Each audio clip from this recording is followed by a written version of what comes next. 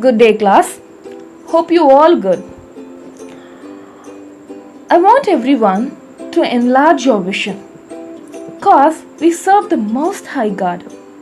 His dream for your life is so much bigger and better than you can ever imagine. So never settle for a small view. Start thinking as God thinks. Think big. Think increase.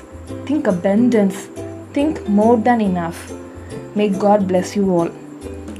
Okay, students, for today's class, we're going to see preposition. First, let's see the general definition for preposition. A preposition is a word that shows the relation between a noun or a pronoun.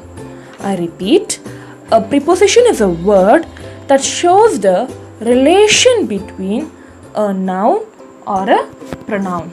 In particular, a preposition is placed before a noun or pronoun. In particular, a preposition is placed before a noun or pronoun.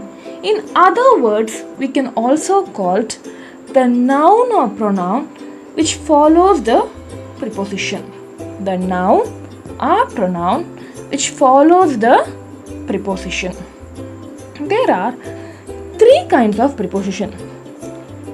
They are simple preposition, phrase preposition, participle preposition. Simple preposition, phrase preposition, participle preposition. Let's see one by one. First, simple preposition, which are single words. Which are single words. For example, in, on, at, to, from, below, under, over. These are called simple preposition cause it indicates single word. Next, phrase preposition, which are group of words. For example, in addition to, by means of, in spite of. These are called phrase preposition cause it indicates group of words. Next, let's see participle preposition. Participle preposition is a verb ending with ing, en or ed. Verb ending with ing, en or ed. Some of the most common participle preposition are given, regarding, provided. Given ends with en, regarding ends with ing, provided ends with ed. Now let's see the relation expressed by preposition. Preposition indicates three important types. They are preposition of place, preposition of time, preposition of moment. Preposition of place, preposition of time, preposition of moment. These are the three important relationships expressed by preposition. First, let's see preposition of place. Preposition of place, it indicates a place where someone or something is. Preposition of place indicates a place. Let's see some example. Raghu is standing against a wall. Raghu is standing against a wall. In this sentence, against indicates the place where the Raghu is standing. So therefore, it is called preposition of place. Next example. Raghu ran after Sheila with the book. Raghu ran after Sheila with the book. In this sentence, after addressing the place where Raghu is running. So it refers as an preposition of place. Next example. There is a bush near the school playground. There is a bush near the school playground. In this sentence, near indicates the place where the bush is located. Therefore, it is called as a preposition of place.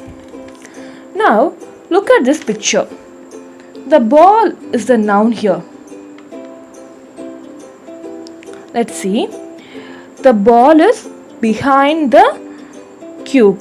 The ball is in front of the cube. The ball is next to the cube. The ball is between the cube. The ball is near the cube. The ball is above the cube. The ball is below the cube. The ball is in the cube. The ball is on the cube. All this behind, in front of, next to, between, near, above, below, in, on refers the place where the ball is located. Therefore, it is called as preposition of place. Now let's see preposition of time. Preposition of time. It indicates when an event happens or happened. I repeat, it indicates when an event happens or happened.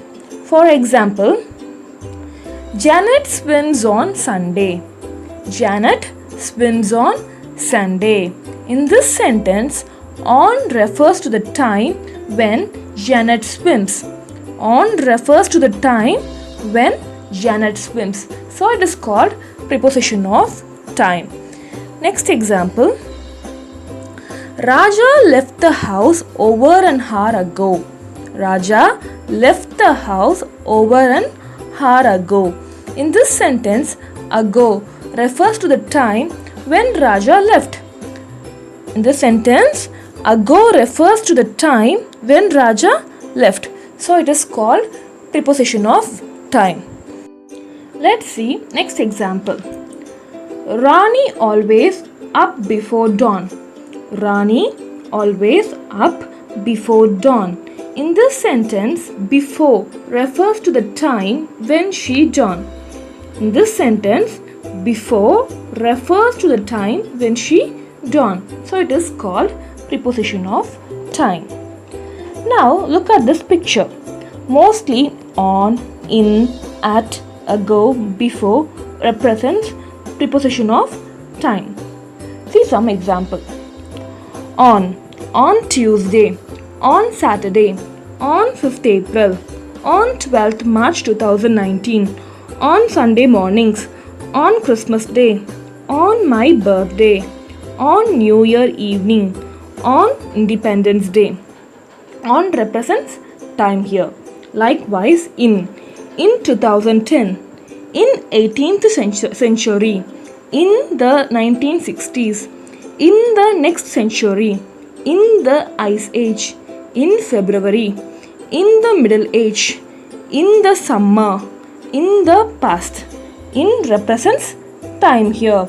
Likewise, at sunset, at sunrise, at bedtime, at noon, at dinner time, at midnight, at 11:30 p.m., at 12 o'clock, at lunchtime. At represents time here. Next, we move on to the preposition of direction. Preposition of direction indicates in which someone or something comes or go. I repeat, preposition of direction indicates in which someone or something comes or goes. Let's see some example. John is throwing a ball at them. John is throwing a ball at them. In this sentence, at represents the direction that the ball is moving. In this sentence, at represents the direction that the ball is moving. It indicates preposition of direction. Next, Raghu jumped over the wall. Raghu jumped over the wall. In this sentence, over represents the direction where the Raghu jumped from. This indicates preposition of direction. Let's see another example. Don't put new wine into old bottle. Don't put new wine into old bottle. In this sentence, into refers the direction where the new wine should not add. Therefore, this indicates preposition of direction. Now, look at this picture. This picture shows the moment, that is the direction. It represents the position of direction. Let's see. The ball moves down the stair. The ball moves down the stair. The ball moves up the stair. The ball moves out of the box. The ball moves into the box. The ball moves towards the box. The ball moves away from the box. The ball moves past the box. The ball moves over the box. The ball moves onto the box. The ball moves off the box. The ball moves around the cube. The ball moves under the box. All these indicates the movement, that is called preposition of moment. I hope you all understood preposition.